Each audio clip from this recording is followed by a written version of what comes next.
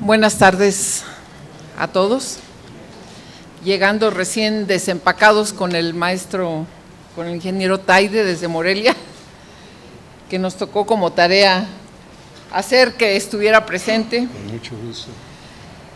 Y bienvenidos a todos los participantes en esta mesa. Muchas gracias por estar aquí, a nuestro rector por presidir justamente estas actividades del 50 aniversario, que para todos aquellos que de alguna manera nos tocó vivir y que ahora no les tocó vivir, pero que el pasado nos trae justamente a la memoria lo que no debemos repetir y lo que sí debemos hacer, esto es lo que nos motiva justamente a estar aquí, a recordar, a escuchar de los participantes directos cómo vivieron cada uno de ellos desde su trinchera, desde su juventud en ese tiempo, el movimiento del 68. Le damos las gracias a las instancias que convocaron, al doctor Sergio Barrales Domínguez, nuestro rector, gracias por haber convocado, al profesor Armando López Ríos, secretario del Sindicato de Trabajadores de Maestros, por la revista Crítica Social, al profesor Carlos Ferra Martínez, coordinador del comité editorial.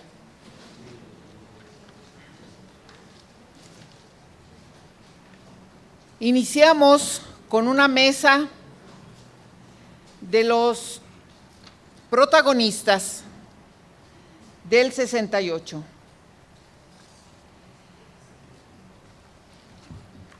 No sé si esté aquí el maestro Rafael Calderón Arosqueta. ¿Cómo estás, Rafael? Perdón, porque como llegué lampareada, no, disculpa. Cinesio a todos, estimados colegas, bienvenidos. Hermilio, a todos.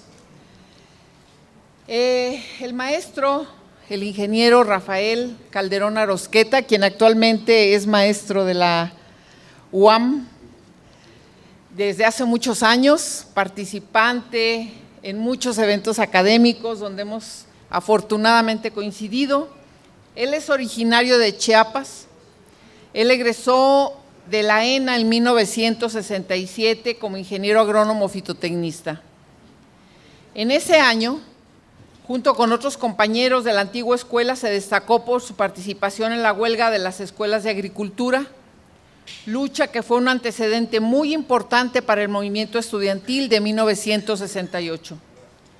En este año se sumó activamente en el movimiento, situación que les reconocen los integrantes del Comité del 68 Pro Libertades Políticas. Rafael, junto con su compañera, ayudaron a la liberación de presos políticos del 68, la salida de la cárcel de los de Chapingo, en parte se debe a la labor intensa que él hizo desde aquí, su trinchera. Desde 1976 es profesor investigador en el Departamento de Producción Agrícola y Animal en la Unidad Xochimilco de la Universidad Autónoma Metropolitana, obtuvo la maestría en Desarrollo Rural y es candidato a doctor en Ciencias Sociales de la propia Universidad Metropolitana. Maestro Rafael, bienvenido y, por favor, iniciamos con usted.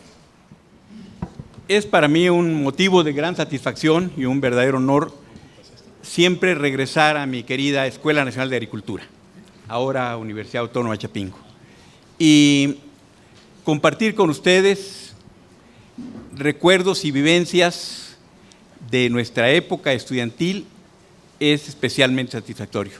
Gracias, doctor Barrales, gracias a los organizadores por permitirnos esta oportunidad de volver a vivir estas experiencias tan interesantes. Cuando estudiaba en Chapingo, era común que nos reuniéramos con egresados de años anteriores. Y normalmente los viejitos empezaban a decir, es que en mi época Chapingo ya. Creo que a mí me molestaba mucho eso, y lo último que quisiera es venir a decir, es que Chapingo en mi época.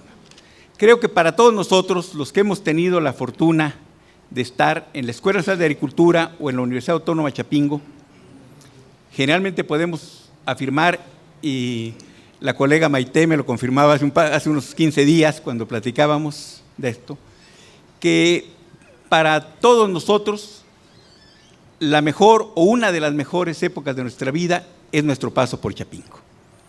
Voy a hablar de un Chapingo de hace poco más de 50 años, no un Chapingo mejor, no un Chapingo peor que el actual, un Chapingo diferente.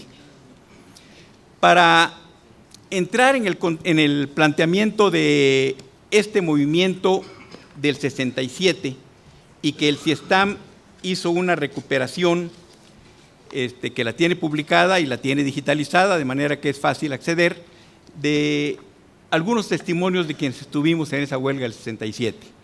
Y qué bueno que está aquí mi colega Taide Aburto, nuestro presidente de la Asociación de Alumnos en esa época, porque seguramente me corregirá algunas imprecisiones. Y si como cuando éramos estudiantes caímos en las tumbeadas, pues ya no sé, ya tú nos dirás. Ya los colegas de ahora no saben, ya dicen que ya, como chatean, ya no dicen tumbeadas. Ya se enterarán cuáles eran las tumbeadas para nosotros. Quisiera entrar en un contexto. ¿Cómo era Chapingo en los años 60? Al inicio de la década era un Chapingo de 700 estudiantes. Al final de la década éramos poco más de 1000. Bueno, ya no me tocó el final de la década, pero en 67 que salíamos poco más de 1000. Sin embargo, era un Chapingo con una interesante presencia en todos sentidos a nivel nacional y con mucha actividad de todo tipo, principalmente técnico-científica, deportiva y también política.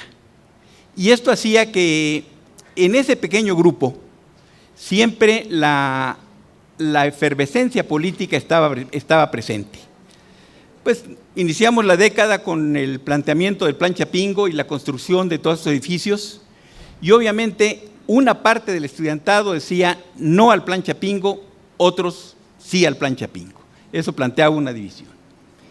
Pero en 1963 hay un planteamiento de cambio que resulta drástico. Es decir, cuando se cierra la opción de entrada a estudiantes de secundaria y entran nada más estudiantes de preparatoria. Esto nos llevó a una movilización. Una razón principal de la movilización, por lo menos como yo lo ubico en ese momento, era que prácticamente querían cancelar la entrada de los UPAs a Chapingo.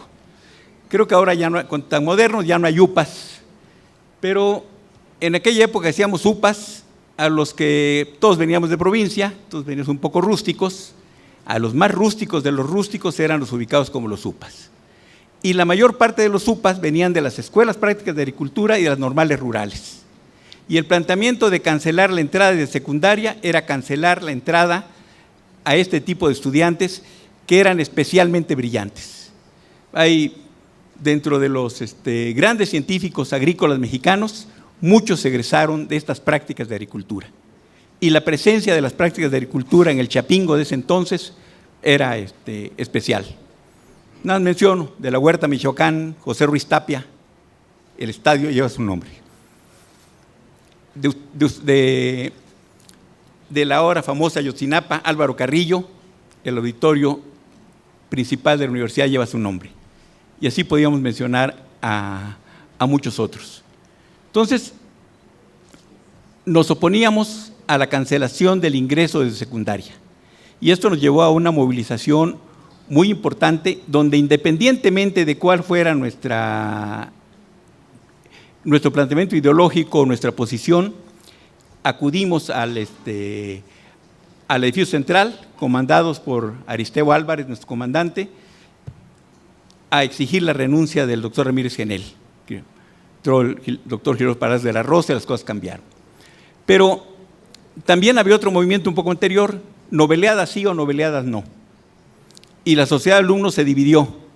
Enrique Fernández tenía la propuesta 1, sí a las noveleadas, Martínez Villicaña, líder de la propuesta 2,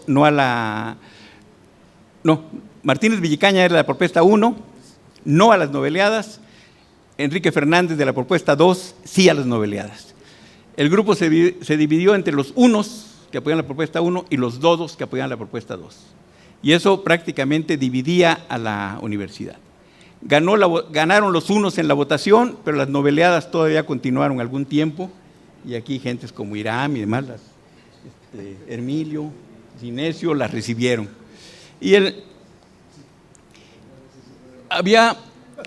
la UNAM se puso en huelga contra el doctor Chávez, Ignacio Chávez, y vinieron dos grupos de la UNAM, unos que planteaban la calidad académica y demás del doctor Chávez, y otros que decían que había que quitar al doctor Chávez de la UNAM y pedían nuestro apoyo.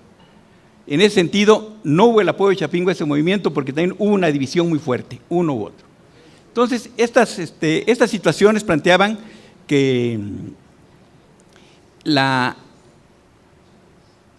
división entre los chapingueros era constante, pero éramos pocos y convivíamos en muchas actividades, de manera que esto no pasaba a mayores.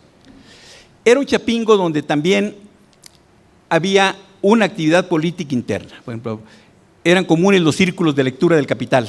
Yo estaba en uno con Marco Ramírez Genel, con Alfredo Genel García y con Toño Gómez Oliver. Pero, por ejemplo, otra visión la manejaba Héctor Zamudio, ya después con Gerardo Cruz Magluf y demás. Pero era el leer el Capital y analizar cuál era la situación real de este país.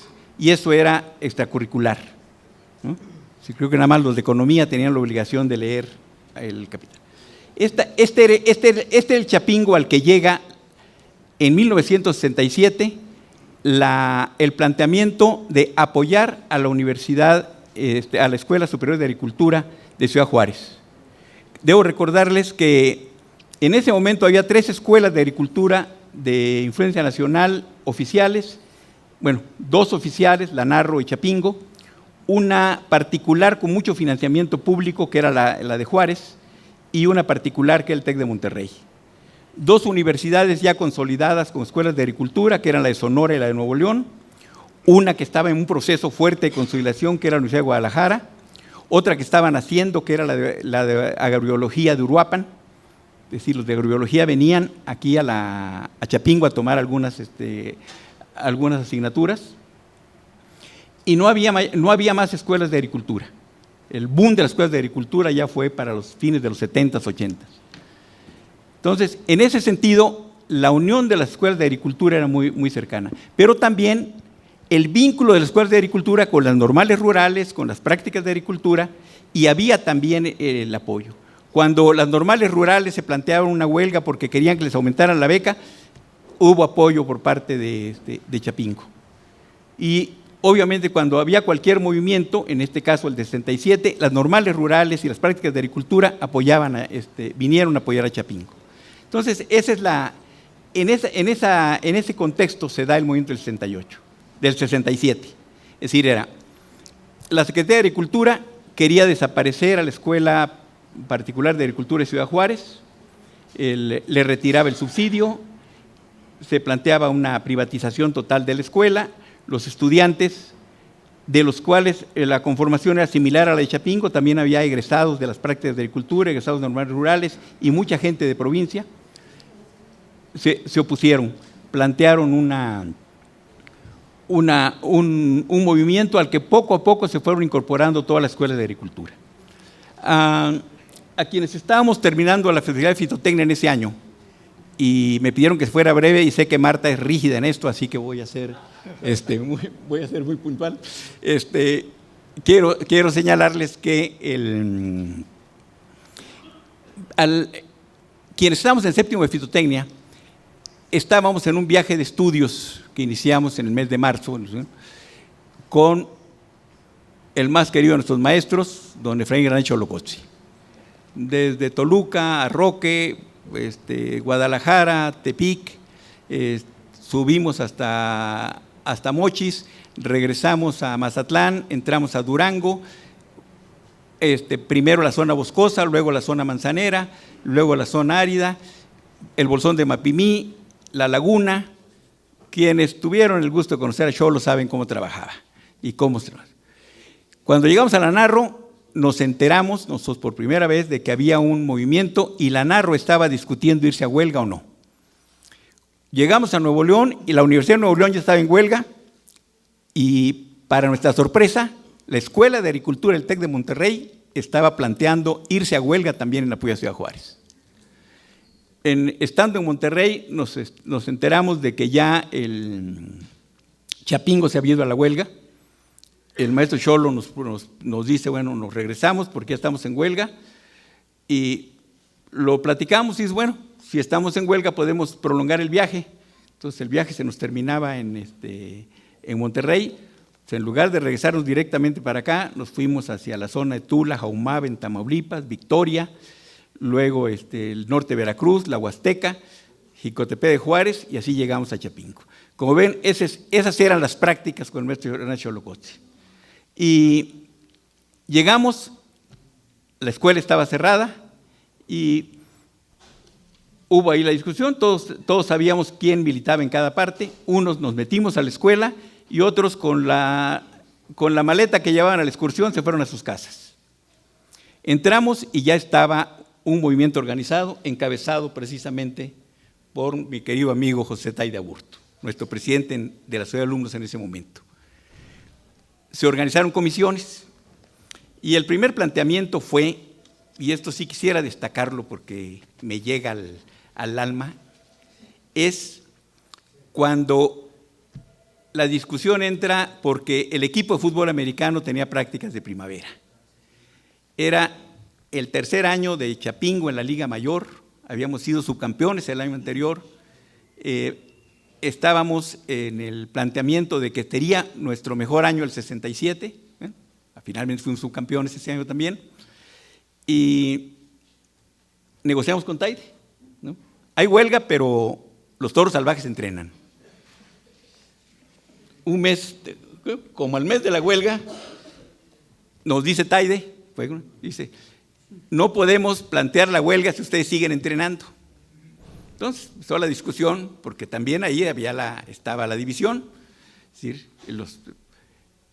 todo el equipo estaba dentro de Chapingo, pero no todos apoyaban la huelga. Y muchos, más de la mitad, estábamos en las comisiones de la huelga, en vigilancia, en alimentación, hasta en la comisión política tenía. Entonces, decidimos hacer una reunión para decidir si seguíamos entrenando, que se planteaba como romper la huelga, o suspendíamos el entrenamiento con riesgo de fallar en la temporada siguiente. Lo que me llega al corazón fue el siguiente evento. Creo que Hermilio estaba ahí y nada más, no veo ningún otro de esa época. Nos reunimos el equipo de Liga Mayor en los casilleros y el planteamiento era, se dijo, no hay discusión, nada más vamos a votar sí o no. Y llegaron nuestros entrenadores, Juan Álvarez, May Cervantes y nuestro querido César Luque. Entraron y dijo César, antes de que ustedes tomen una decisión, yo quiero plantearles una experiencia personal. ¿Nos dice Luque? César dice, yo creo que un hombre de verdad no tiene por qué arrepentirse de nada de lo que haga en la vida. Dice, y yo sí me arrepiento de algo. Dice, por instancias del ingeniero Alejo Peralta, que era el director, me llamó, él era el capitán del equipo de los Burros Blancos del Politécnico y era había sido el jugador del año en 1953, era todo un ídolo en el Politécnico. Y le dijo, dice, me dio indicación, sácame a las gaviotas del internado. Dice César, lo que no, yo me entusiasmé, dice, con mucho entusiasmo fui por los jugadores de intermedia y los de juvenil, fuimos al internado y sacamos a todos los que estaban metidos al internado. Dice, En ese momento yo me sentía que estaba haciendo algo muy importante, pero ahora encuentro a distinguidos ingenieros, distinguidos médicos, grandes científicos, todos egresados del Politécnico, y de repente cuando los saludo me dicen: tú me sacaste del internado. Dice: en este momento yo me quiero. Dice: van ustedes a tomar una decisión, lo único que les pido es que no,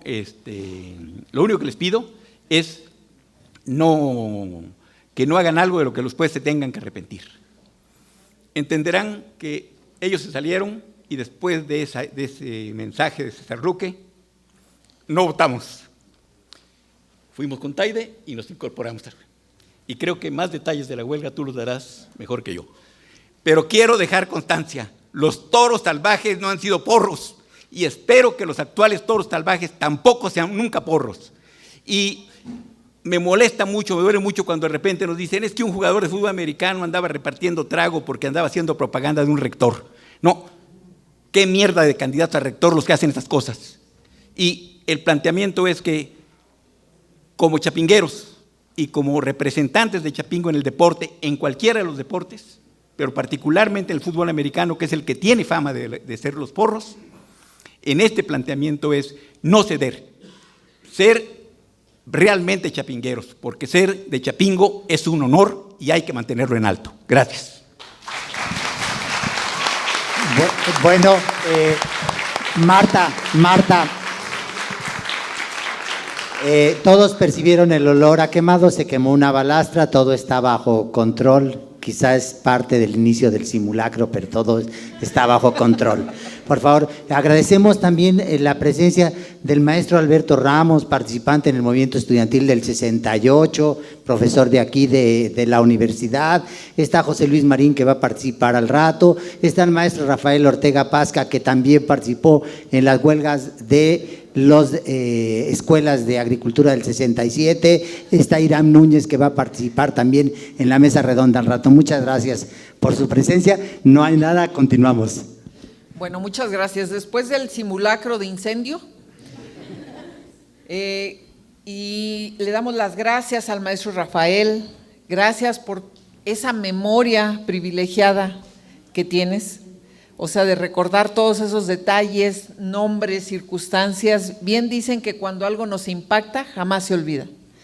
Y todo este movimiento impactó a todos los jóvenes de esa generación, de tal manera que se muestra ahora en las narrativas que están teniendo. Efectivamente, el ingeniero Taide Aburto Torres, aquí presente, ingresó a la Escuela Nacional de Agricultura en 1964. En 1967 fue electo presidente del Comité Directivo de la Sociedad de Alumnos. Ese antecedente determinó que en 1968 fuera designado por la Asamblea para representar a Chapingo ante el Comité Nacional de Huelga del Movimiento del 68. El otro representante al Comité Nacional fue Luis Tomás Cervantes Cabeza de Vaca, ya fallecido. El 17 de diciembre de 1968 fue detenido en la población de Melchor Ocampo del Balsas, Michoacán, hoy ciudad Lázaro Cárdenas. El militar que lo arrestó recibió la instrucción de trasladarlo al campo militar número 1, donde lo mantuvieron incomunicado 11 días antes de conducirlo a Lecumberri. En la primavera de 1971 fue liberado. Y quiero decir, como una anécdota pequeña, algo que uno no se imagina cuando alguien está en la cárcel, es que cuando salen de la cárcel ven el mundo brillar. Y nos venía comentando en el camino de Morelia cómo él incluso actualmente ve brillar las hojas de los árboles al vivir en una superficie como esta, digamos gris, durante tanto tiempo. Se distorsiona la visión de tal manera que cuando se sale se ve un brillo extraordinario, algo que uno no puede imaginar. En 1973 se sumó al trabajo político que convocaron algunos compañeros del 68, entre otros Eberto Castillo Martínez, para promover la organización del nuevo partido político que se materializó en septiembre de 1974, el Partido Mexicano de los Trabajadores. Y quiero decirles que hasta la fecha el ingeniero Taides sigue participando en el movimiento democrático que estamos organizando los agrónomos. Contamos siempre con su colaboración y nos da muchísimo gusto y nos sentimos muy honrados de tenerte aquí con nosotros, recordando todas esas vivencias que para ti fueron totalmente en el ámbito político y que todas esas reflexiones que durante tu vida has hecho y en tu práctica política, de alguna manera, así como Rafael lo manifestó al final, esa reflexión de la participación del equipo de fútbol americano en esta universidad y los principios que se deben de mantener. De igual manera, creo que tu experiencia para nosotros es muy valiosa. Adelante, maestro. Pues me da mucho gusto estar aquí en esta mesa redonda con amigos de aquellos tiempos. Imagínense, Hugo ya no me reconocía. En aquel tiempo yo tenía el mismo pelo que tiene ahora Hugo, solo que la genética es muy diferente.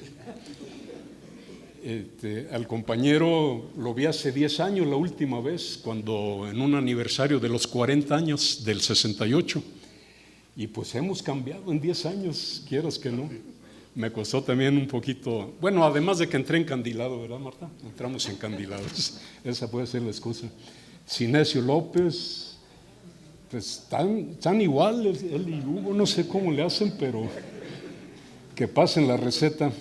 Y el compañero Hermilo, que amablemente me cedió aquí el lugar de estar aquí junto a la compañera Marta, que modera esta mesa, también lo conozco de ese tiempo. Él fue compañero de Leonel Campos Oregón, un paisano mío que ya falleció desgraciadamente en un accidente aéreo, pero él nos dedicó un poema a los presos de Lecumberri. ¿Lo tienen, Hermilo, por acá? Valdría la pena difundirlo. Es un poema muy bonito que escribió Leonel cuando él era estudiante de Chapingo, porque además Leonel también lo metieron unos días a la cárcel. Sí, llegó hasta Lecumberri, nada más que pues era antes del 2 de octubre, entonces como que ya no cabían en las cárceles y empezaron a soltar, porque de ahí parte mi relato del 68 y voy a entrar en materia aquí, compañeros.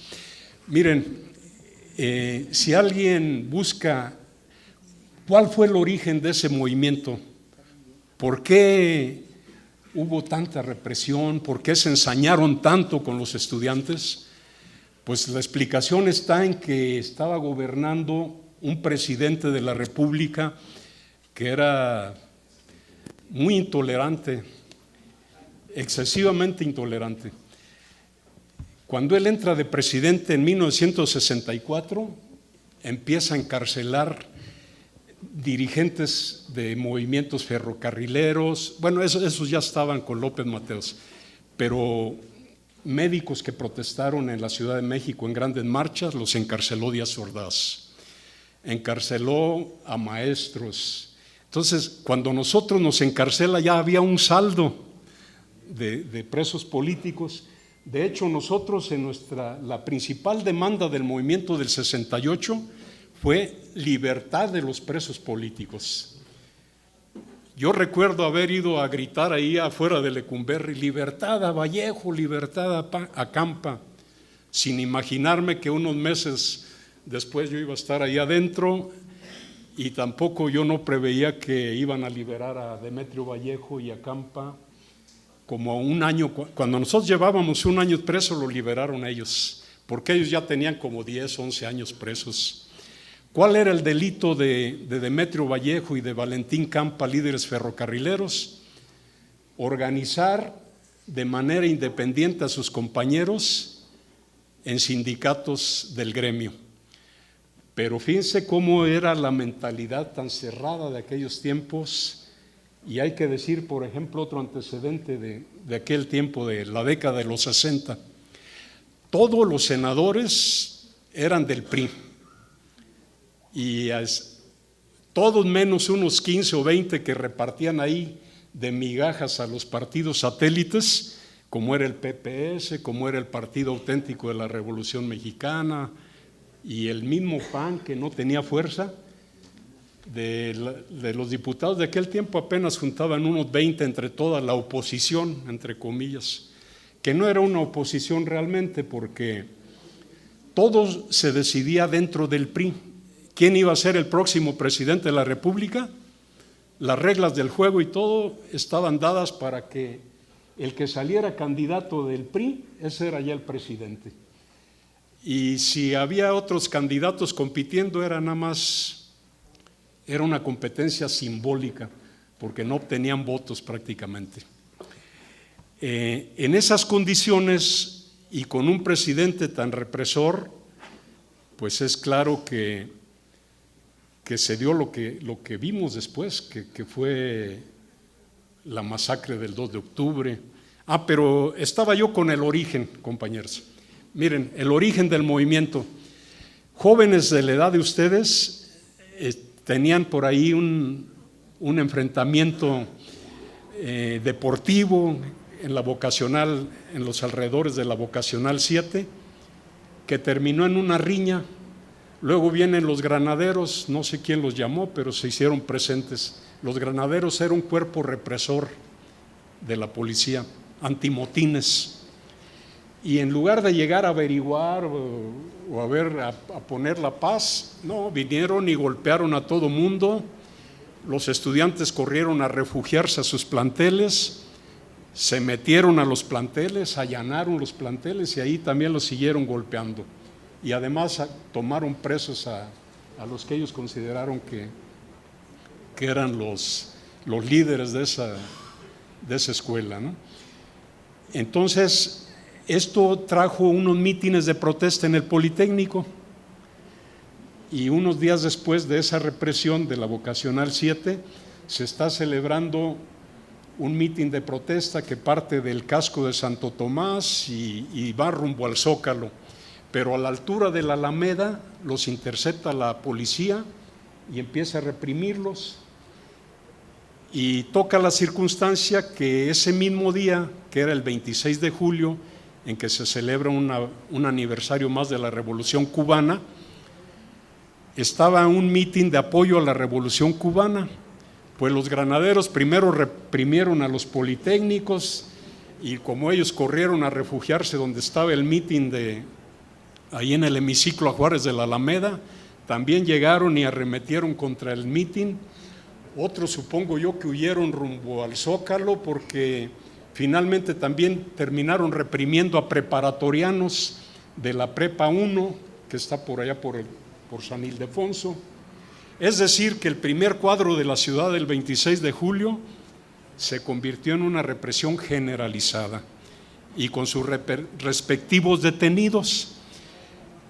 Cuando viene, esto provocó que hubiera huelgas en esas escuelas del Poli y de la UNAM, y entonces Díaz Ordaz, que estaba contemplando la proximidad ya de la Olimpiada que se dio en 1968, empezó a ver que estas protestas estuvieran mezcladas con agitadores comunistas. Se usaba mucho esa palabra en aquel tiempo, y entonces había que reprimir toda la protesta, porque posiblemente no se iban a poder llevar a cabo las Olimpiadas.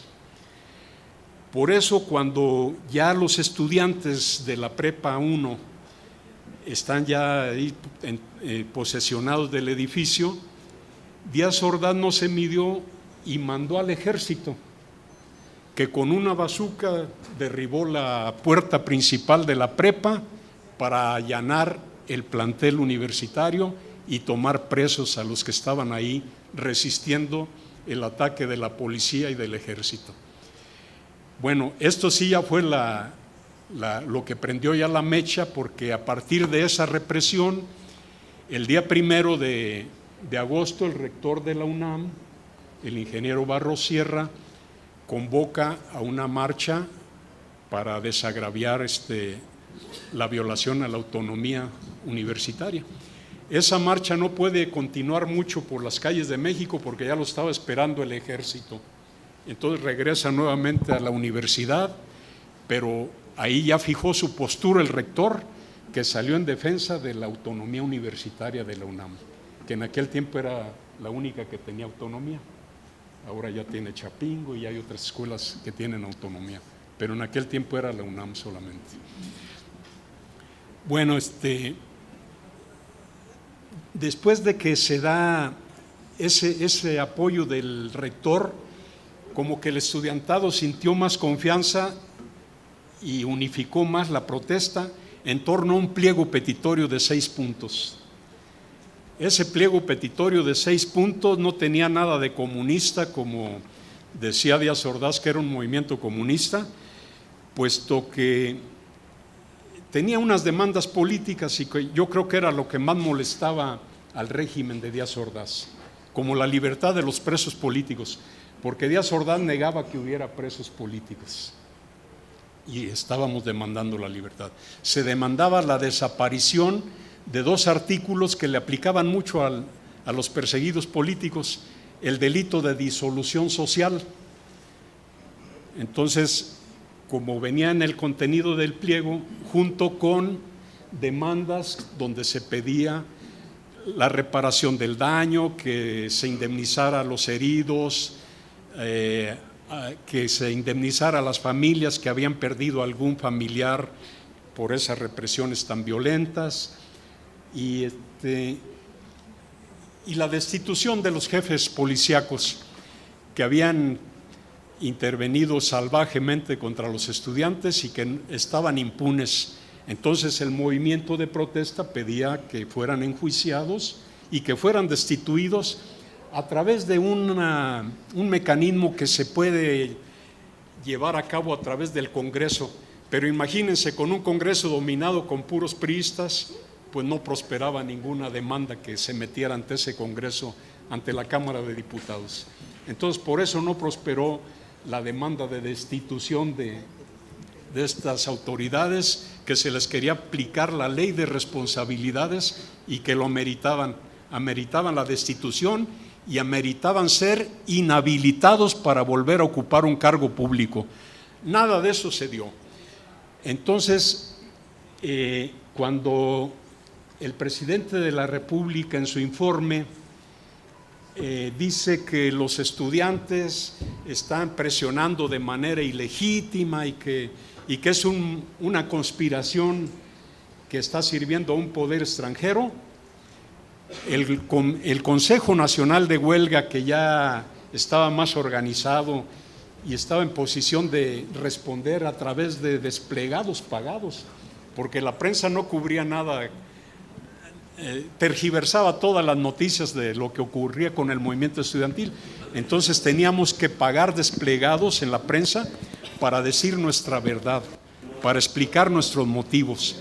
Y cuando Díaz Ordaz nos acusa de que no tiene ni pie ni cabeza nuestra protesta y que es ilegítima, etcétera, etcétera, casi ya amenazando con que nos va a reprimir, el Consejo Nacional de Huelga le dice: como ha sido sordo y ha sido ciego ante la protesta estudiantil, no nos queda a nosotros más que acudir a la denuncia pública, a ir a las calles, a tener contacto con la población e informarle lo que realmente está pasando. Ese es el camino que nos dejas. Y la exigencia era que hubiera un diálogo público, porque en aquel tiempo entre los estudiantes había mucha desconfianza de que se pudiera platicar en lo oscurito y que ahí se negociara, porque ese era el estilo de que los políticos de aquel tiempo mediatizaban movimientos estudiantiles, llamándolos a al oscurito a dialogar y ahí se arreglaban. Entonces la exigencia de diálogo público pues no iba a ser aceptada por Díaz Ordaz, que era el presidente de la República y que tenía el principio de autoridad. El principio de autoridad es que nada se podía conseguir con la movilización, con la presión. Vaya, o sea, de ninguna manera se podía arreglar ese movimiento. Y de esa manera, cuando ya está muy próxima la Olimpiada, empieza a ponerse nervioso Díaz Ordaz y es cuando ya empieza a intensificarse la represión. Ya no intervenía solamente la policía, ya intervenía el ejército. Y aunque Díaz Ordaz decía que el ejército era para poner paz, ese era su concepto de él, que no era para reprimir, que era para poner orden y poner la paz. Imagínense.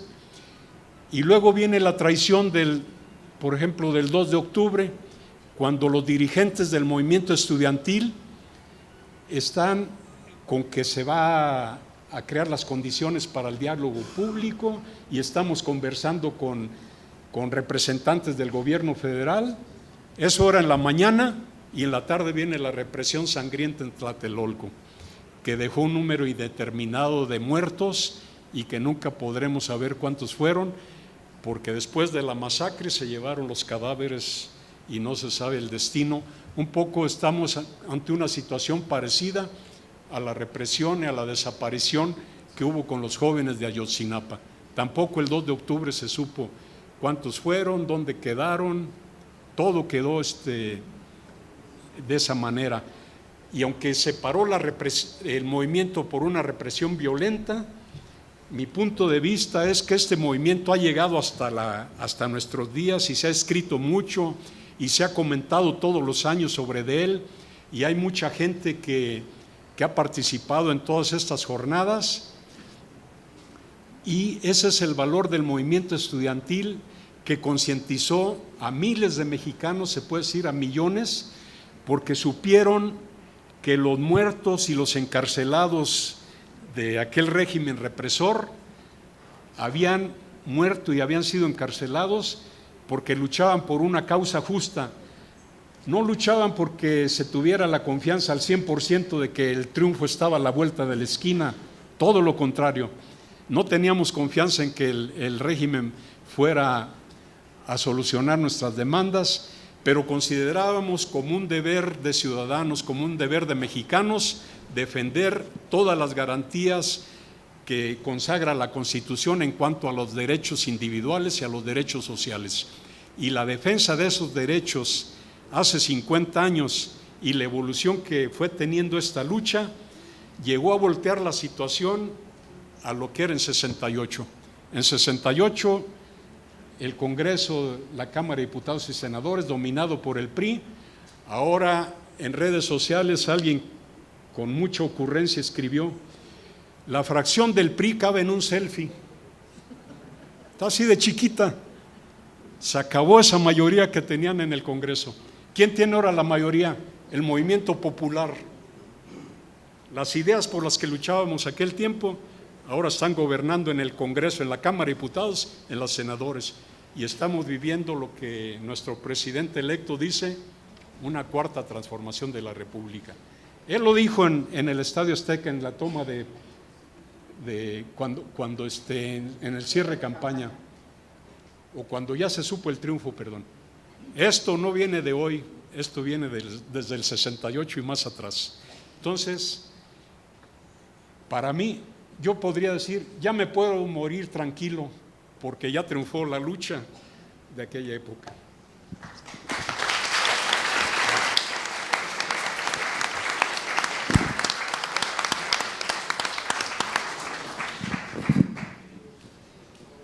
Muchas gracias, ingeniero Otaide, pero esperemos que nos dure muchos años más, porque apenas estamos empezando.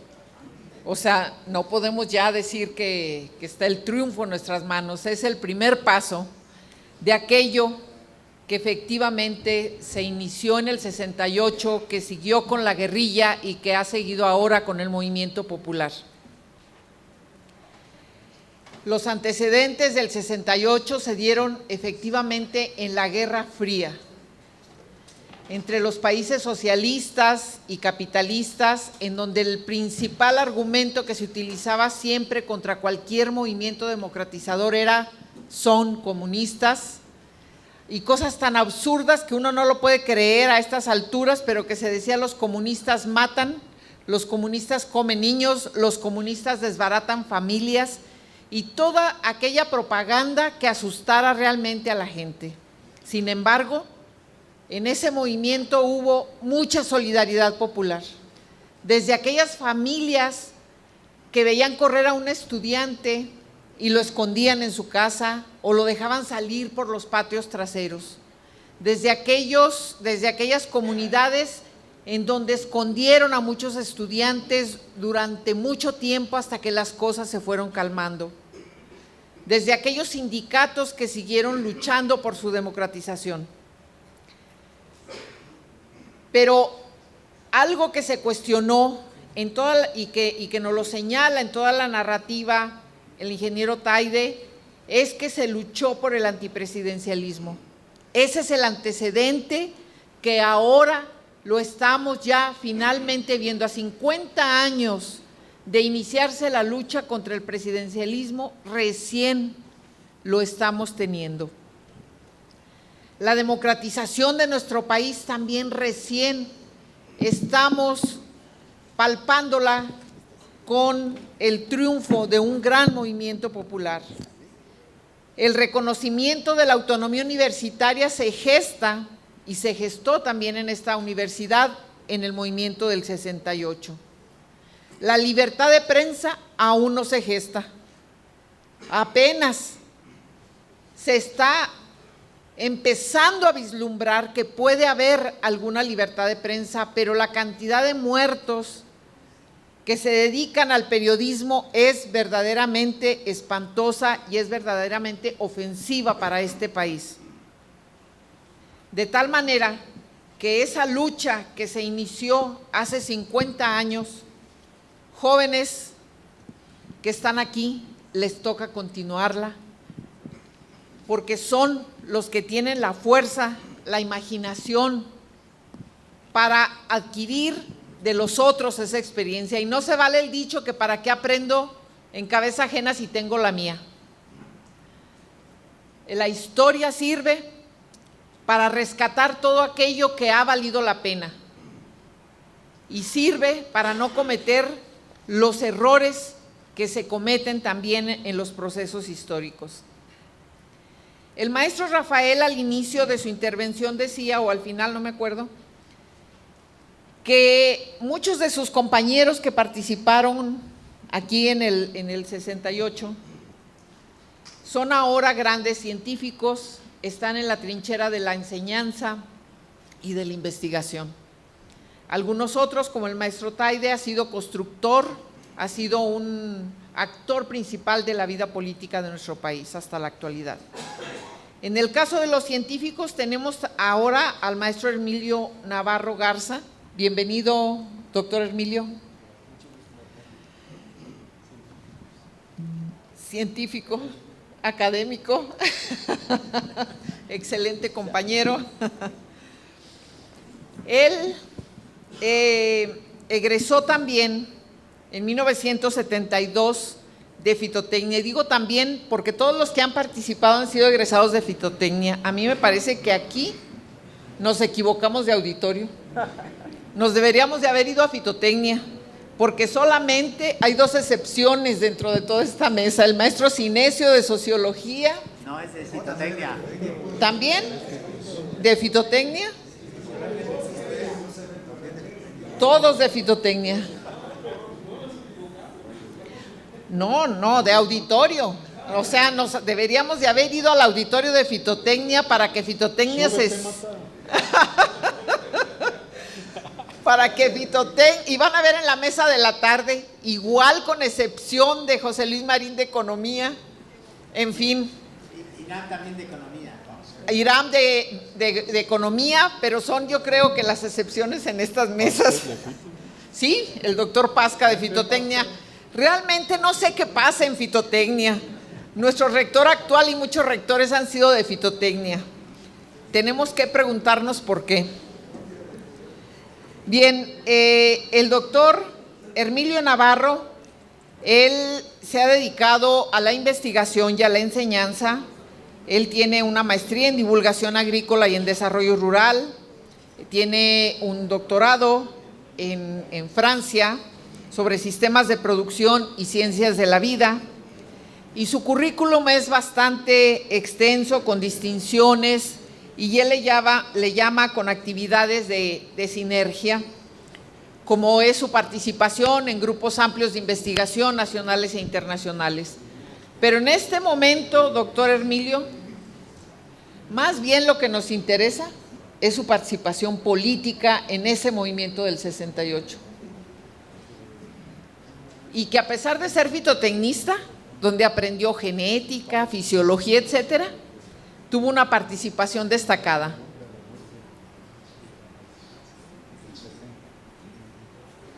Él está recordando ahorita acá su historia porque creo que se le había ido un capítulo de su vida. Se la recordó Taide. Bien, doctor Hermilio, bienvenido y adelante con su participación.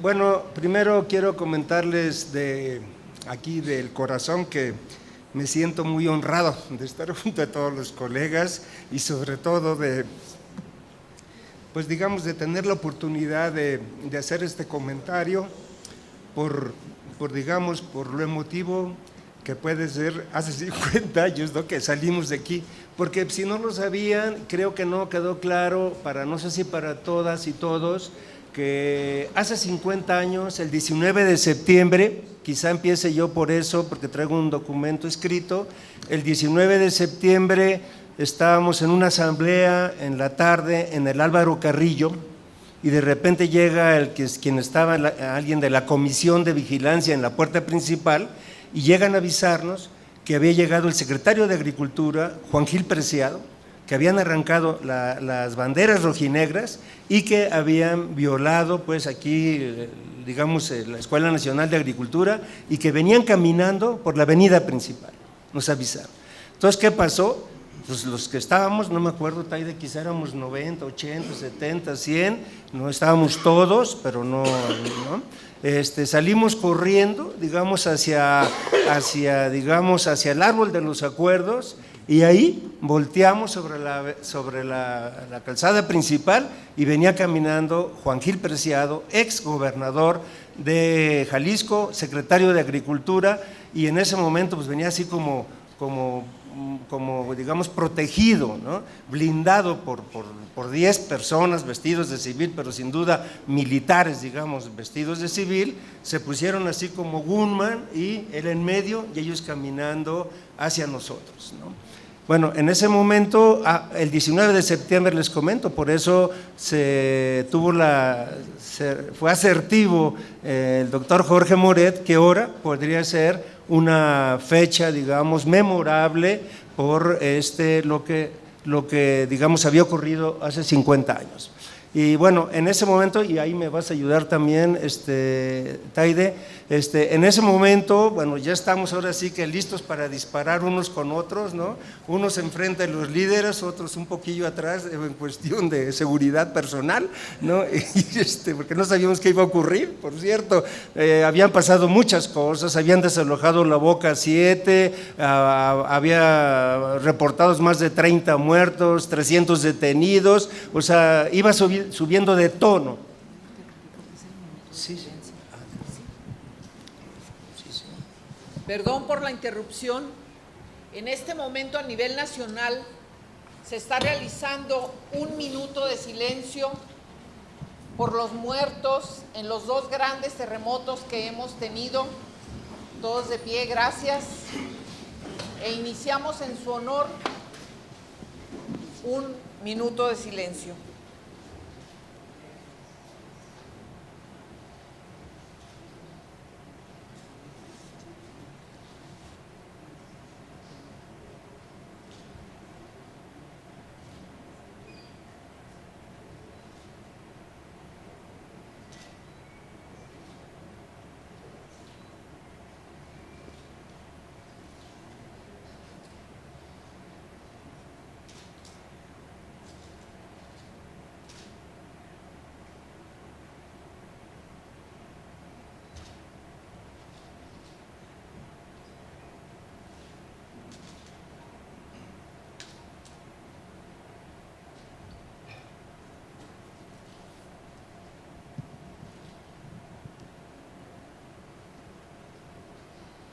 Muchas gracias.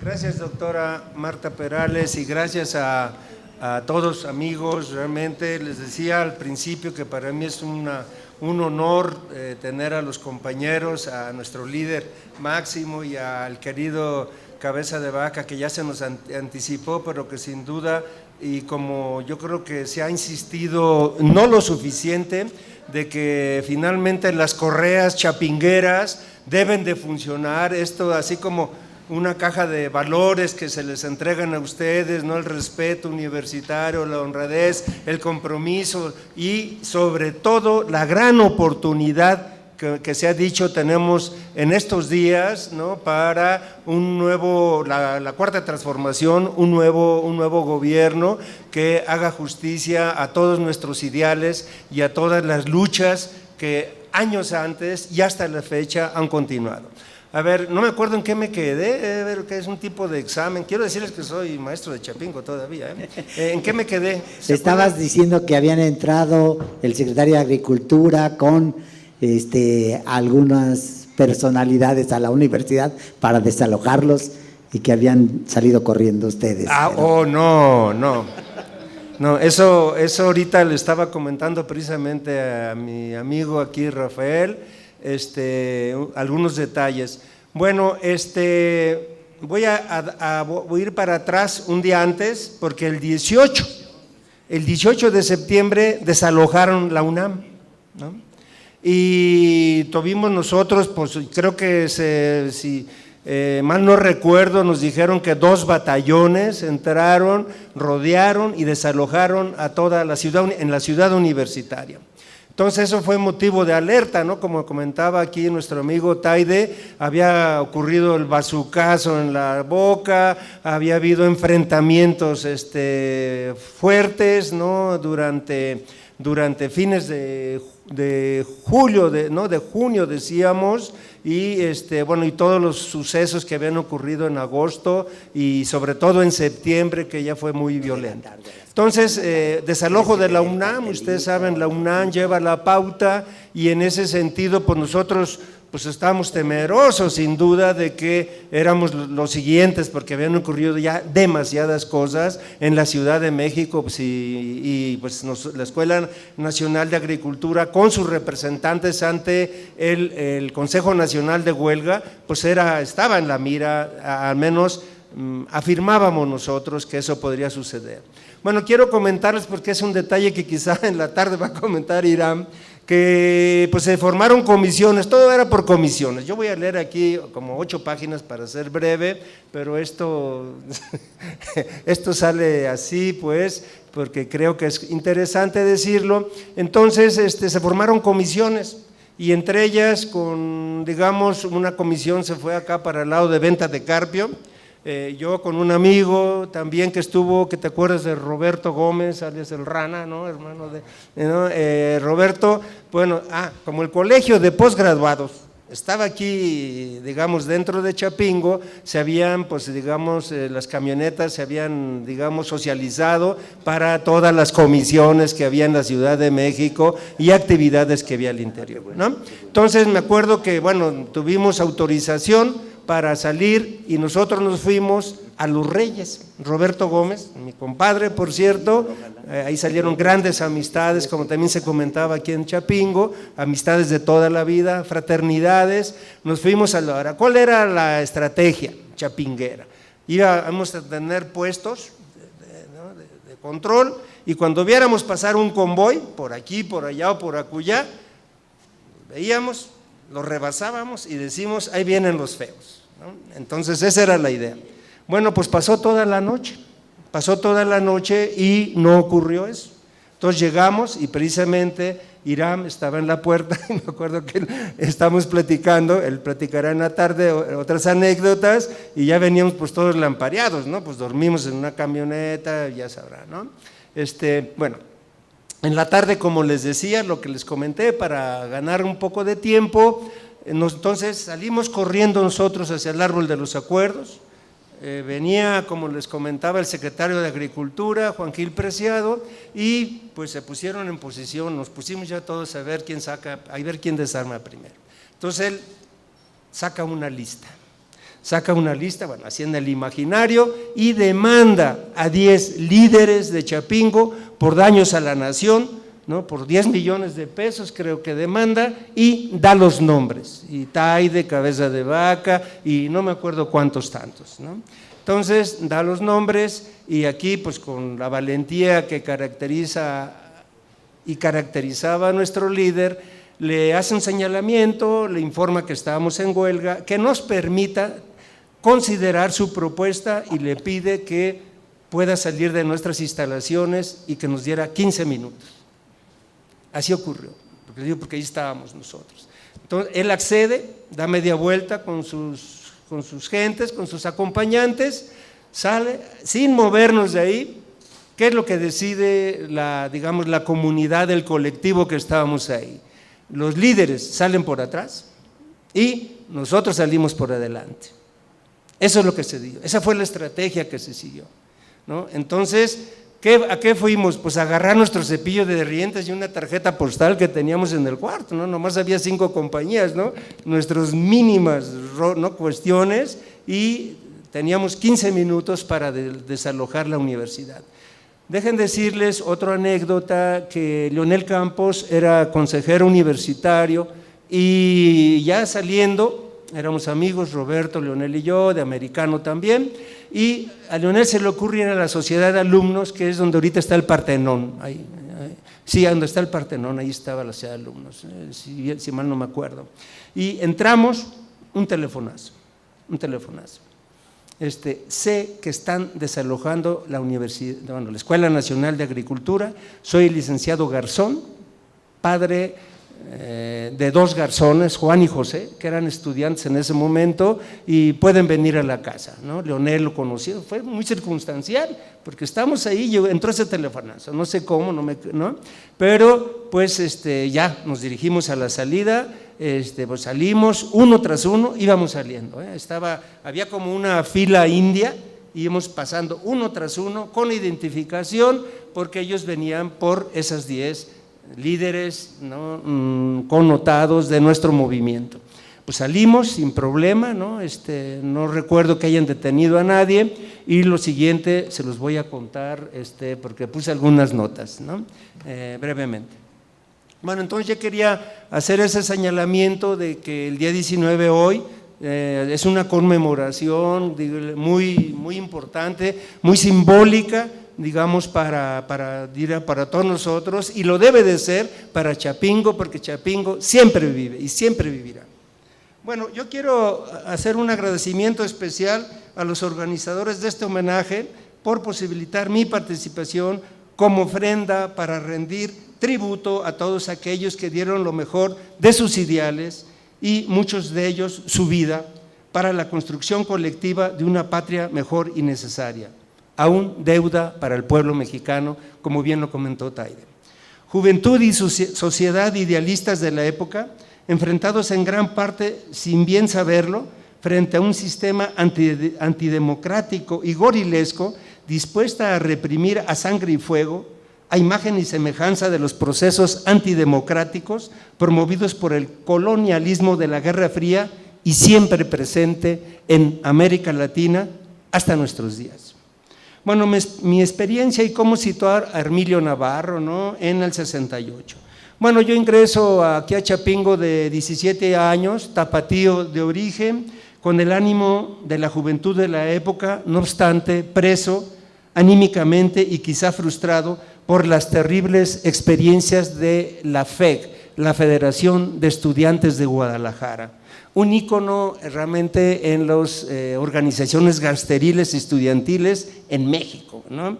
Es decir, porros y en sí delincuentes a sueldo protegidos por políticos priistas de todos los niveles del gobierno del Estado y estados vecinos. ¿Qué significa FEG y este pesimismo de la razón, a decir de Gramsci?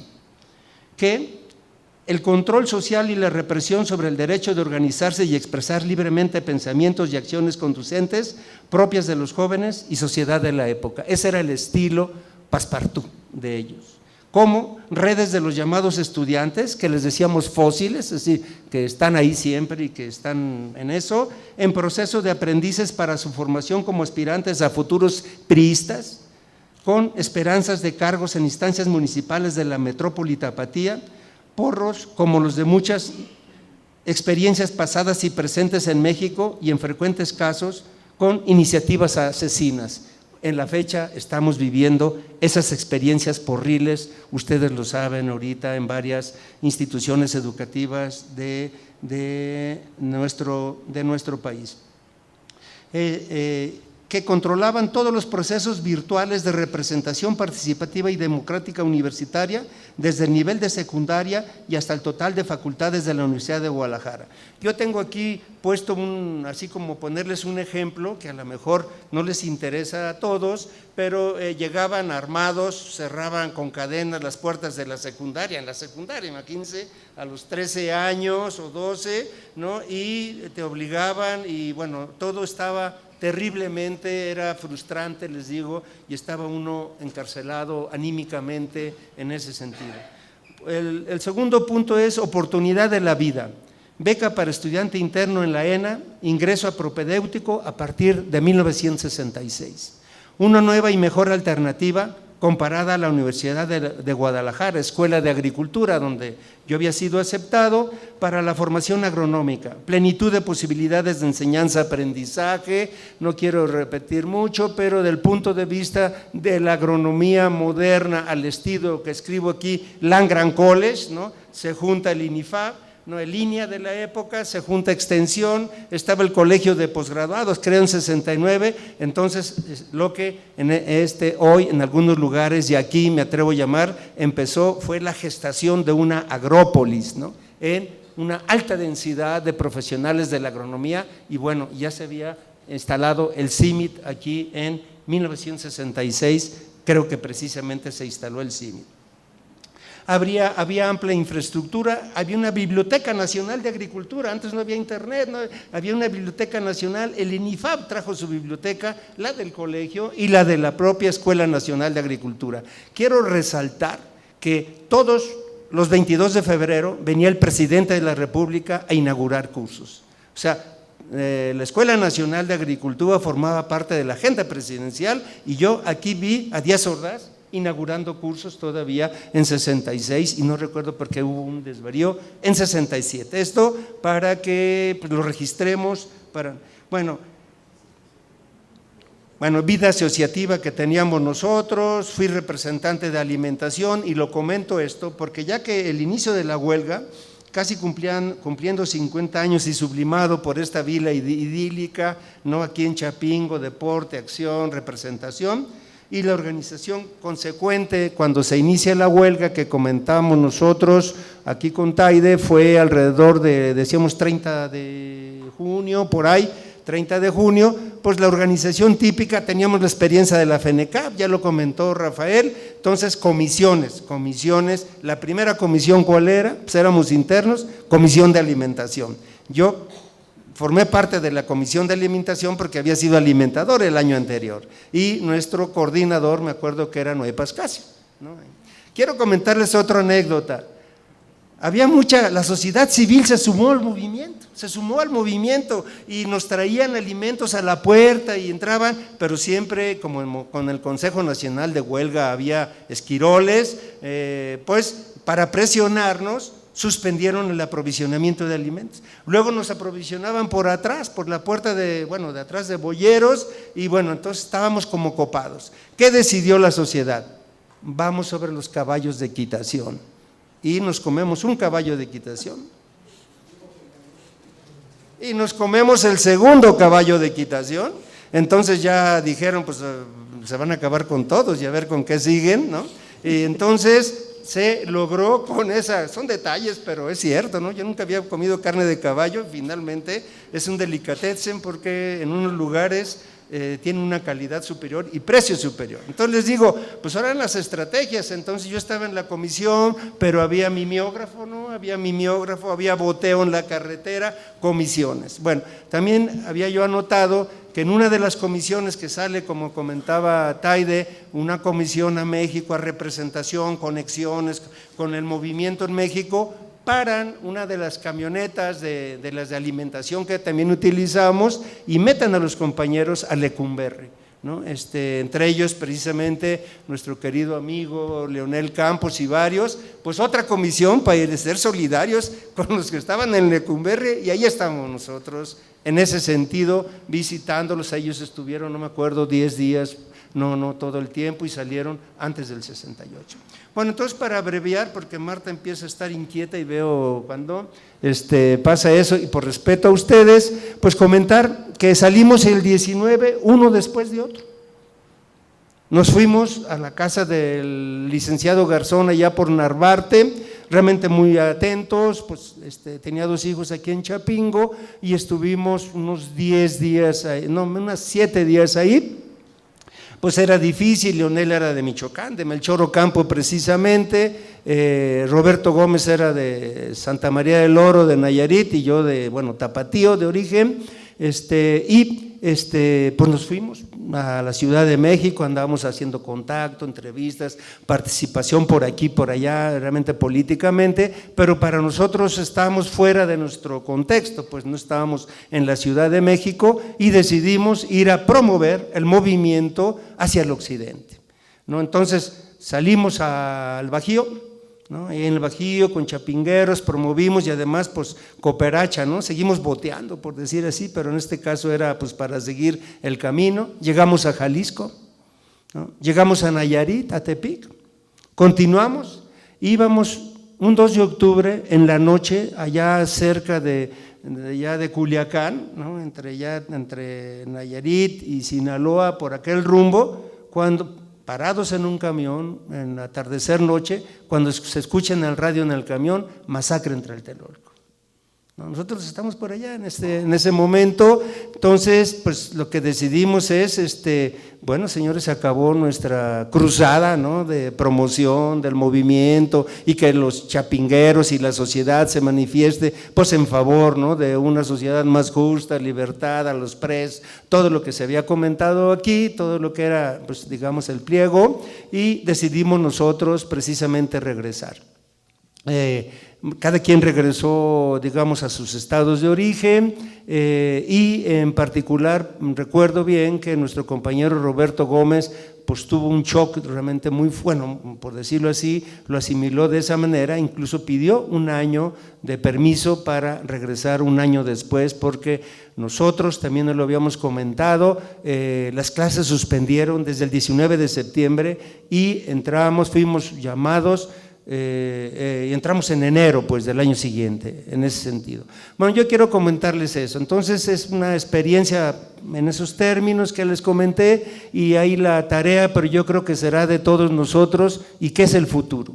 ¿Qué es el futuro? Y podríamos pensar, como dice Taide, pues ya nosotros pues estamos casi satisfechos, ¿no? de esos ideales que tuvimos, de ese trabajo, de nuestro desarrollo profesional, que hemos seguido caminos en un sentido y en otro, pero el camino sigue, y esta hoy Universidad Autónoma Chapingo pues tiene muchos valores que retomar, y nuevos caminos, nuevas estrategias que realizar. Gracias.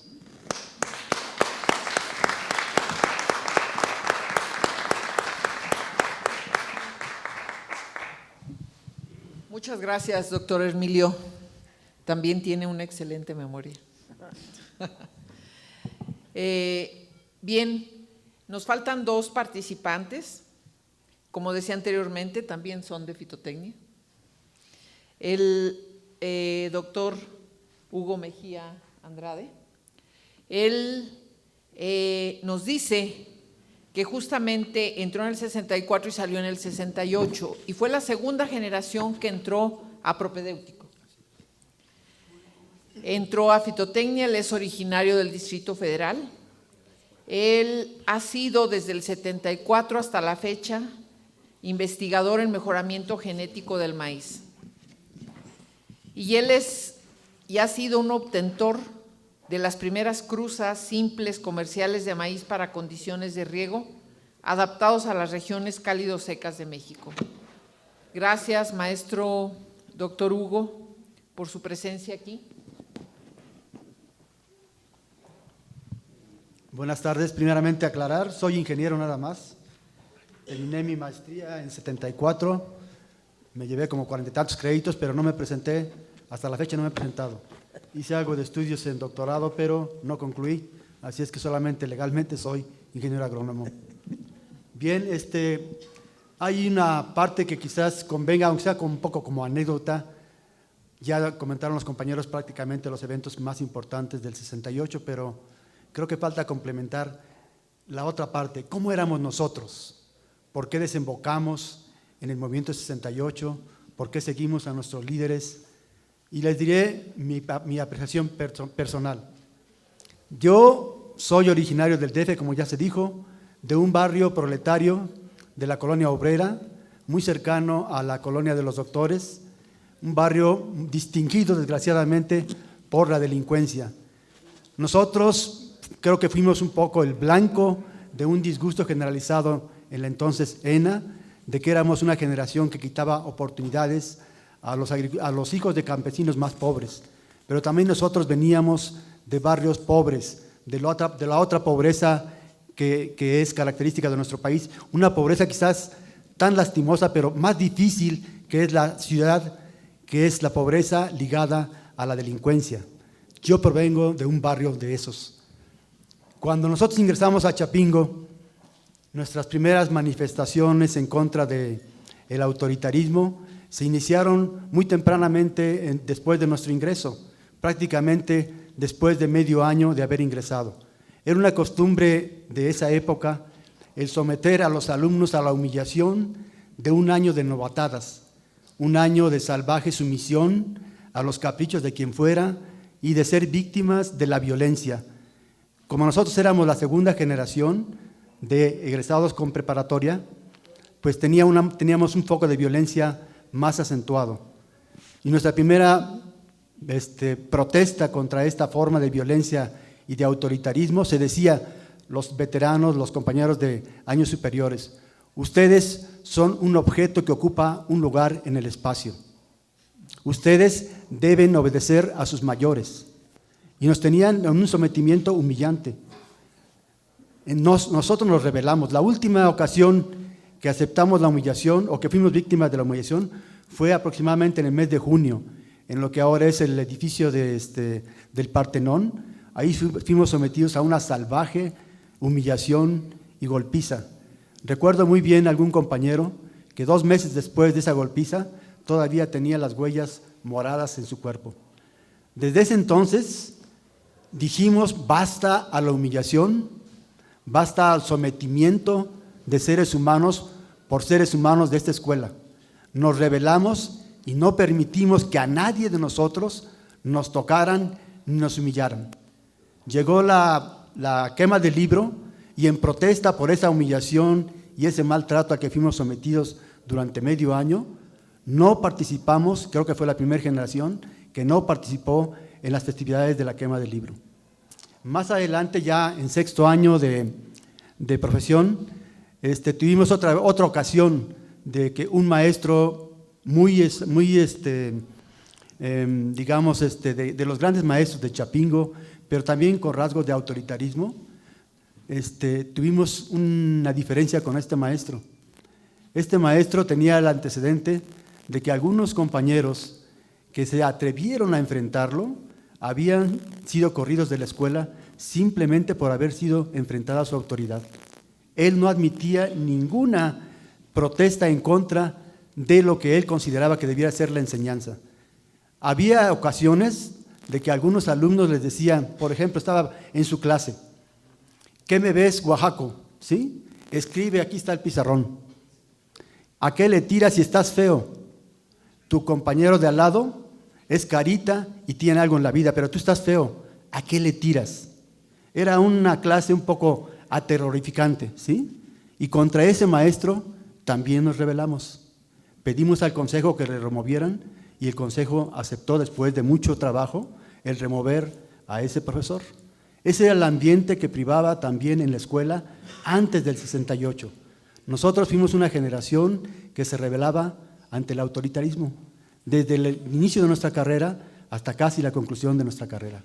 Más adelante, ya con esto, digamos con este bagaje de protestas contra el autoritarismo, se presenta el 68. Y entonces, pues, ¿cómo no protestar contra un gobierno que reprime al estudiantado, que reprime a la sociedad con tanta violencia? Pues teníamos que manifestarnos y ser congruentes con esa vida previa que habíamos tenido. Y seguimos a nuestros líderes. ¿En qué los seguimos? En las brigadas. Como decían, cada ser humano puede agarrar su trinchera y ir por la libertad.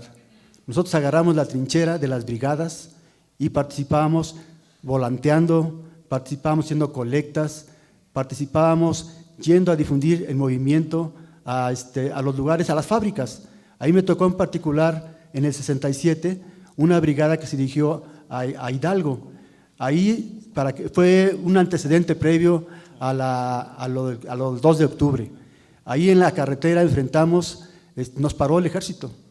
Fue la primera ocasión, creo, que yo tuve el temor realmente de ser víctima, de ser una víctima mortal, ¿sí?, de la violencia del ejército. El ejército nos hizo señas en la carretera, no pasan, no pasan, no pasan, y nos habían advertido algunos compañeros, Pasca me recuerdo muy bien, dice, fíjate de este compañero, porque son de los provocadores que nos han infiltrado. Y efectivamente, yo iba en el camión de que iba uno de esos infiltrados y gritaba, pásate, pásate, pásate, y el ejército enfrente. Y atrás del sargento, que supimos que era un sargento, que nos hacía la seña de parar, estaba atrás la ametralladora con soldados pecho a tierra. Entonces, afortunadamente no pasó a mayores, pero eran los primeros signos de la represión que venía el año próximo, que fue en 1968. Ese es más o menos el ambiente que había y que yo viví. Más adelante me fui a la vida profesional armado de toda esta experiencia, platicando con Taide y conociendo toda la vida que habían tenido en Lecumberri, su exilio, su regreso al exilio, la dificultad para tener empleo, que también nosotros la tuvimos.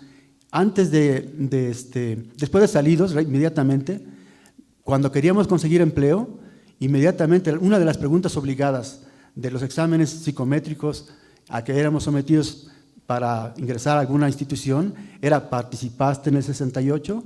Y pues que teníamos convicción de que había sido una causa justa, decíamos que sí, y entonces pues no teníamos empleo. Entonces realmente fue un problema difícil y con el que acarreamos, pero también teníamos un bagaje importantísimo en nuestra formación académica. Imagínense ustedes, tuvimos a los mejores maestros que ha dado Chapingo probablemente. Teníamos en genética al maestro Gilberto Palacios de la Rosa. Habíamos sido educados en el nacionalismo que nos había enseñado el doctor Abel Muñoz. Teníamos como maestros a Joaquín Ortiz Cereceres, al doctor Fidel Márquez Sánchez. Tuvimos la grandeza de tener a un refugiado español de los republicanos que dieron su vida en la enseñanza en México, nuestro querido maestro de la Loma. Teníamos una fortaleza académica y también ideológica que nos hizo enfrentar con éxito los programas que nos enfrentamos en el norte. Yo me fui al norte del país, a la frontera, donde se tenían lo que ahora están con los civilos más sobresalientes de las empresas, existía hace 45 años en la frontera. Y ahí había que enfrentarlos con la tecnología.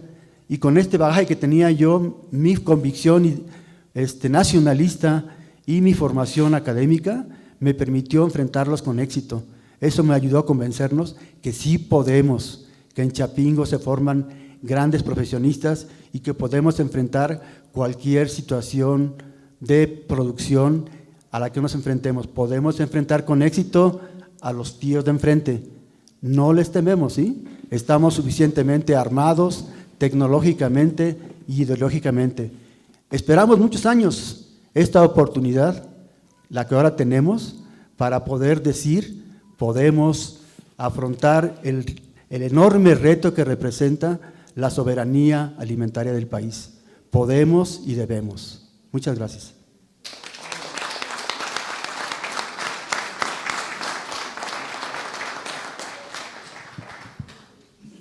Muchas gracias, ingeniero Hugo Mejía Andrade, quien nos ha señalado cosas importantísimas sobre el cambio que se dio en nuestra propia universidad como parte del movimiento de democratización, y es cuando justamente se desmilitariza nuestra institución, y también hay que recordar que es cuando se permite entrar a las mujeres.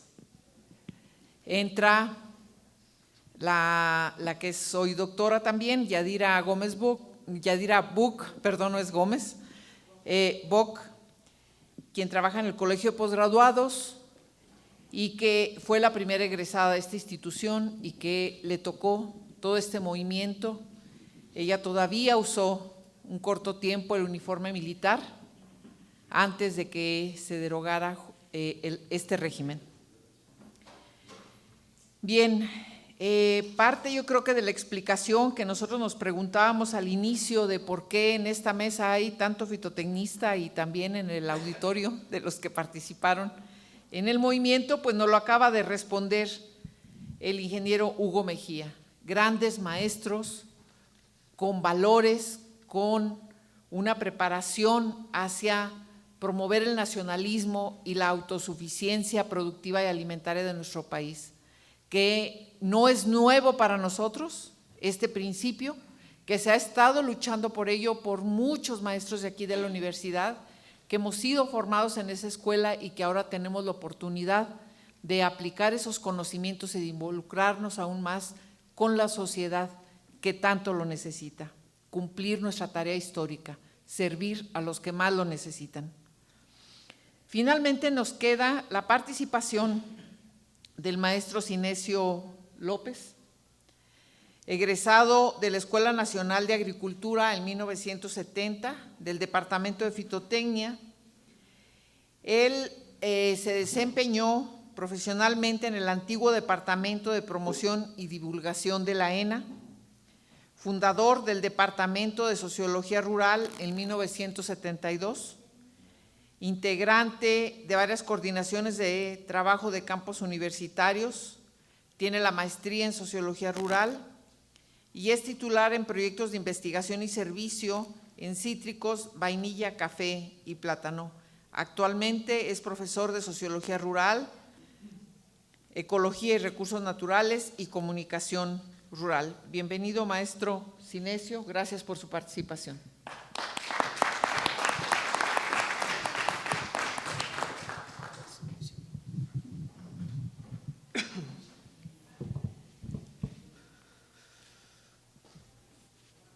A mí me tocó la parte más fácil, porque tomé notas de cada uno de ellos y esa es mi ponencia.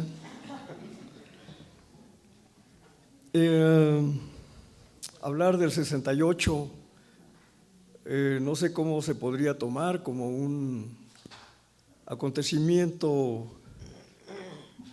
histórico triste, lamentable, o un acontecimiento que nos ayuda a reforzar nuestra identidad como universitarios o como integrantes de alguna organización más allá de la universidad.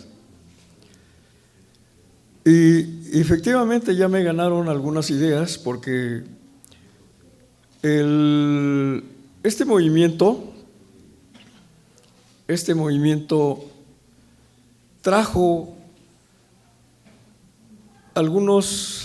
facilitó algunos cambios. Yo recuerdo cuando la inauguración del nuevo año lectivo en 1969, cuando estábamos alineados militarmente frente a las gradas que ahora ocupa el campo deportivo de fútbol, teníamos casi la consigna de que aún cuando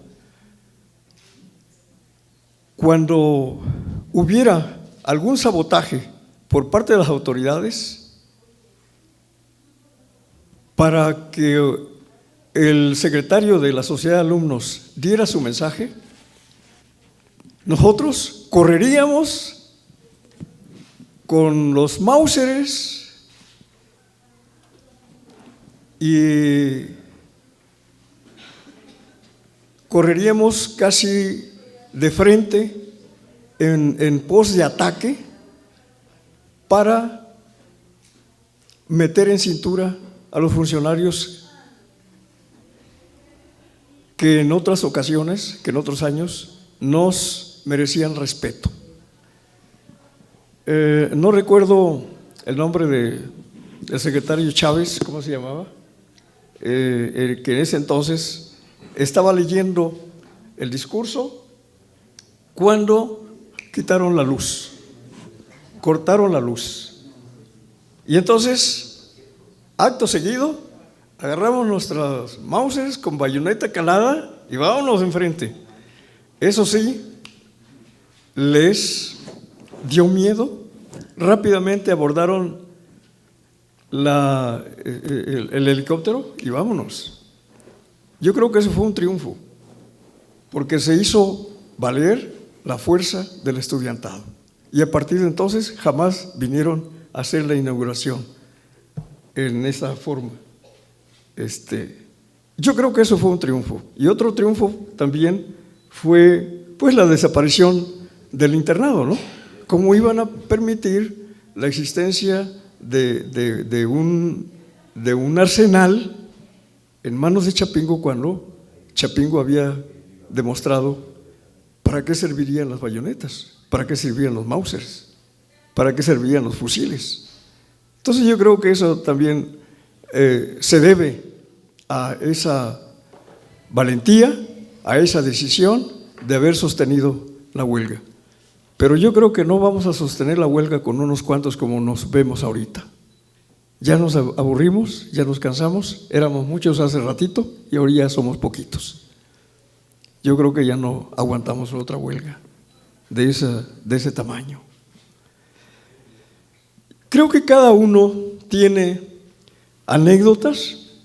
Yo escribí ahí un folletito que se llama Nostalgia, Cotidianidad y Compromiso, Chapingo en el movimiento estudiantil del 68.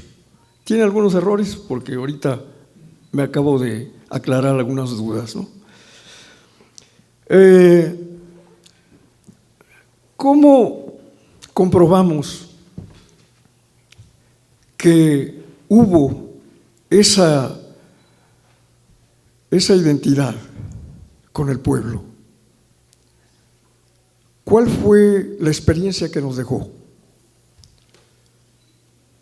Yo creo que cada uno tiene por ahí sus anotaciones, sus apuntes, y como lo digo aquí en mi folleto, pues hay mucha gente que mantiene guardados sus documentos en cajas viejas por ahí, defendiéndolas de la modernidad que ahora se impone en las casas, ¿no? Ya tira esos papeles viejos, ya, vamos a limpiar la casa. Entonces, yo mantenía hasta hace poco unos volantes todavía que escribí. Me sentía honrado, me sentía realizado cuando salían unos volantes que yo escribía.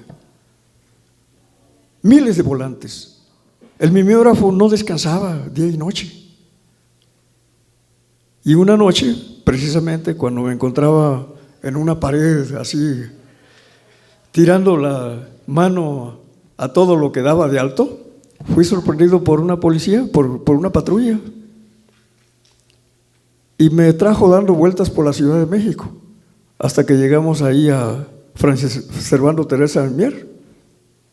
Ahí me alojaron en un montón de detenidos y cada rato iban por mí para declarar quiénes eran los líderes, quién financiaba el movimiento, cuál era el programa de marchas, etcétera, etcétera.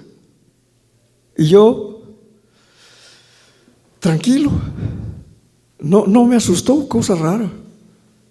Tranquilamente le fui diciendo lo que yo sabía y lo que no sabía. Finalmente, como después de 4 o 5 veces que me hacían las mismas preguntas, yo creo que han de haber dicho, este cuate no nos sirve. Y me soltaron al otro día. Casi estuve nada más unos 24 horas allí entre esas gentes, ¿no? Pero, ¿cómo compruebo yo que había esa confianza, esa hermandad con la gente del pueblo? Estaba yo repartiendo volantes ahí en el Estadio Azteca. Nuevamente me apañaron, me agarraron, me subieron a la patrulla.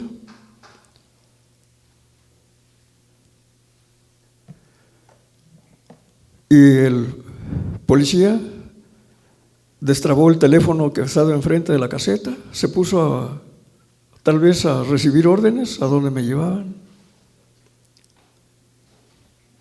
Cuando un señor se acerca, habla con el policía, estuve yo discutiendo mucho rato, al cabo de una hora, se acerca el policía y me dice, ya lárgate. Y nuevamente me rescató el señor que estaba trabajando ahí, que estaba platicando con el policía, y dice, vente, acompáñame, yo soy cobrador de los tianguis, de los mercados sobre ruedas, y me trajo con otro compañero que después salió por ahí al tianguis de Churubusco, con Tlalpan por ahí. Y dice, ¿han comido? No, pues ¿qué vamos a comer? Entonces nos regaló un montón de frutas que colectó con todos los tianguistas. Finalmente me dice, yo tengo que chambear, aquí los dejo, tengan 50 pesos cada uno, y con eso nos regresamos a Chapingo. En otra ocasión estábamos volanteando y boteando ahí en la esquina cerca del Museo de Antropología. Entonces estamos repartidos y en un momento dado se hizo una bola de gentes porque habían atropellado a un compañero. Y desafortunadamente ese compañero era de Ecuador, un estudiante. No, pues ya nos llevó la trampa aquí con la policía. Y entonces se acerca una señora y dice, no, yo me lo llevo a mi casa y yo vivo en tal lugar, este es mi teléfono, y no se asusten. O sea, nos salvó la gente. La gente, teníamos pues esa cercanía, esa seguridad, más que con la policía, caramba. Imagínense si nos arrebatan a este muchacho, pues yo creo que como dicen, le aplican el 33, ¿no? Y lo refunden a su tierra. Entonces yo creo que esos son algunos ejemplos de esa confianza que nos tenía la gente. Y ahora, de acuerdo con también otras situaciones, ya en lo personal, creo que eso nos falta en la formación de los estudiantes, que tengan vinculación, que vivan en el campo, que tengan un espacio en tercero, en cuarto año, para que vayan al campo, para que vivan, para que revitalicen ese espíritu familiar. Hemos perdido realmente en la formación, en la educación, en un sistema que está mal orientado aquí en Chapingo. Yo salí 2 años, yo no me fui así en línea en los 7 años, yo salí 2 años. Y me incorporé precisamente con la nueva generación de Hermilio Navarro. Pero en esos 2 años estuve de mano con la lucha de los plataneros de Veracruz, de los Tuxtlas. Estuve de la mano con los sorgueros del norte de Veracruz. Estuve de la mano con los productores de Puebla en Atencingo. Entonces todo eso le forma a uno una conciencia de lucha. Cuando regreso, prácticamente me tocó participar en el movimiento 68. ¿Cómo no iba a asumir la responsabilidad en esas largas sesiones donde Cabeza de Vaca, con esa voz ronca, con esa voz decidida, como le digo aquí en mi folleto, se oía como el llanto de un león herido para echar abajo las tibiezas que manifestaban algunos compañeros? Una voz valiente que yo creo que nos sostuvo y a mí me sirvió bastante. Era como un bálsamo que me daba fuerzas, que me daba fortalezas para seguir en la lucha. ¿Cómo no recordar al compañero Taide, a Orpinel, a Campos Obregón, a muchos compañeros que realmente se amarraron, que realmente se decidieron a encabezar la lucha para dormir 1 o 2 noches aquí en el Bosquete, donde ahora es la colonia de profesores. Realmente no dormíamos con el zangudero que había en ese entonces, en la época de lluvias, para no ser apresado y curiosamente nos avisábamos, cuando oigan un cohete, es que ya viene el ejército. Pues en ese entonces se festejaba los santos de todos los barrios, de las colonias y ejidos de por aquí, y se oían cohetes por todos lados. Entonces pues nos descontrolábamos. ¿A poco ya venía? No, sí, ya.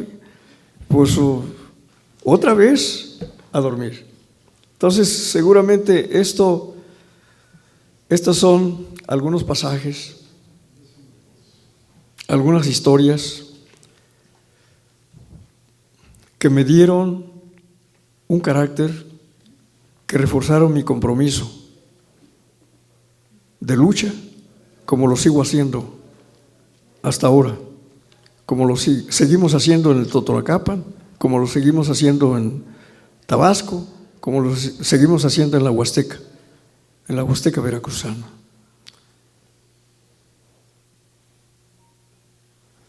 Yo creo que aquí tenemos un testigo, o tengo un testigo, que puede decir si es cierto o si es falso. Bernardino Mata García. Muchas gracias.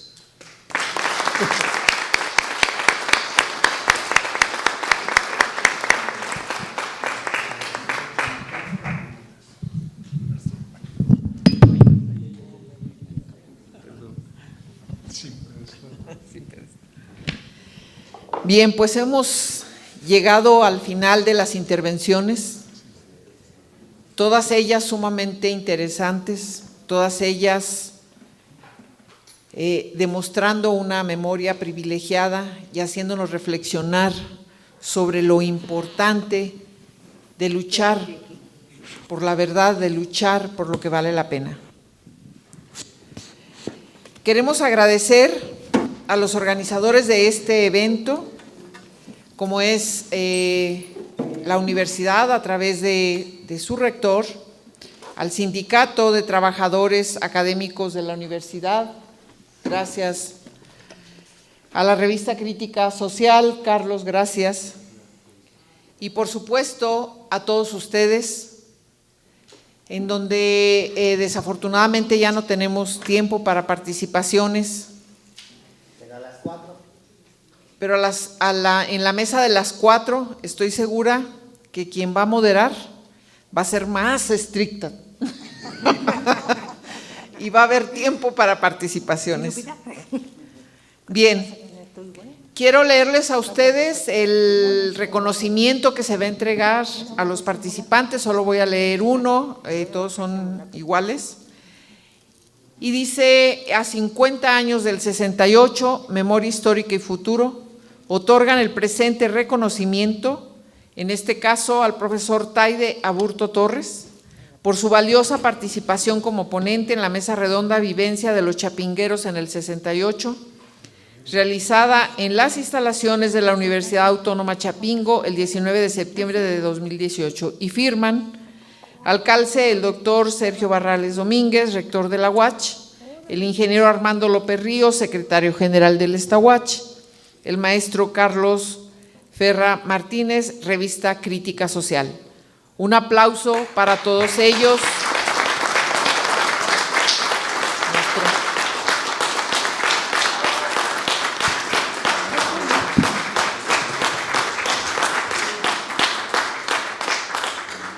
Maestro Rafael Calderón.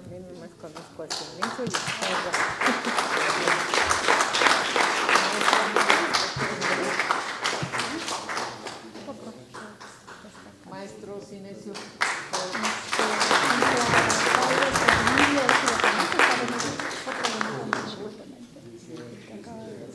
Muchas gracias y los esperamos a todos y a muchos más a las 4 de la tarde para las siguientes 2 mesas redondas.